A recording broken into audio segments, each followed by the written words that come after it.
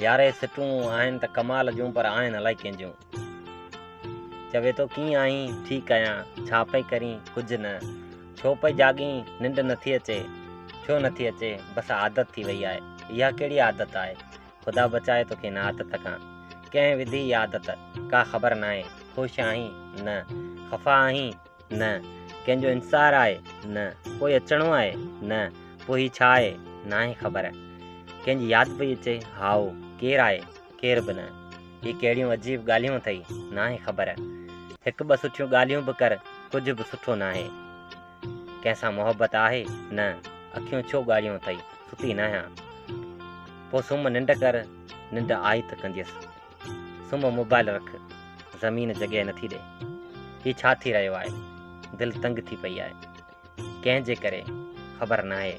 ज़िंदगी ॾुखी पई गुज़रे जाम, दिली तकलीफ़ आहे घणे वक़्त खां, मोहबत जी तकलीफ़ आहे न आहे ख़बर।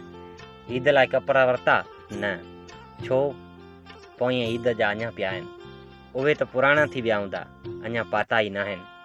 हिन ईद ते पाईंदे न आहे ख़बर कहिड़े रंग जा आहिनि कारे, कारो रंग त ॾुख जो आहे मूंखे वणे थो, अञा छो नथी पाईं। पोइ माण्हू ॾिसंदा कहिड़ा माण्हू जिन अकेलो छॾे ॾिनो, एतिरो बेआसरा छो आहीं, बेआसरा न आहियां कंहिंजो आसरो ई न आहे। दुनिया वॾी आहे छो थी आसरो लाहीं, मुंहिंजे लाइ नंढड़ी आहे।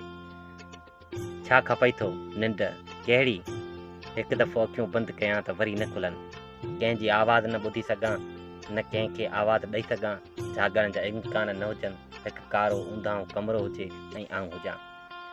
तूं चरी आहीं शायदि चरी आहियां, अहिड़ियूं ॻाल्हियूं छो थी करीं, मुंहिंजूं ॻाल्हियूं तूं न सम्झंदे। रहीं किथे थी कंहिं अणॼाण बस्ती में, गॾु केरु आहे परावा माण्हू, उन्हनि सां गॾु ख़ुशि आहीं मजबूरी आहे। हाणे छा चवां तुंहिंजूं ॻाल्हियूं ई अहिड़ियूं आहिनि, मुंहिंजूं ॻाल्हियूं सही आहिनि, सुठियूं ॻाल्हियूं न सिखिया आहीं छा, सिखियूं आहिनि। पोइ हाणे छो हाणे आउं सही न आहियां, कंहिंजी यादि पई अचे हाओ कंहिंजी, इहा जेका अचे नथी, केॾांहुं वई मरी वई, पोइ विसारे छॾ, विसारणु मुंहिंजे उमिरि खां मथे वक़्तु घुरे थो, छा नथी विसारे सघां। ॿिए कंहिं माण्हू जी तलाश कर, ॿिया माण्हू दुनिया में आहिनि ई कोन, अंधी थी वई आहीं आऊं न, मुंहिंजी दिलि अंधी आहे, आख़िर छा थींदो का ख़बर ई न आहे।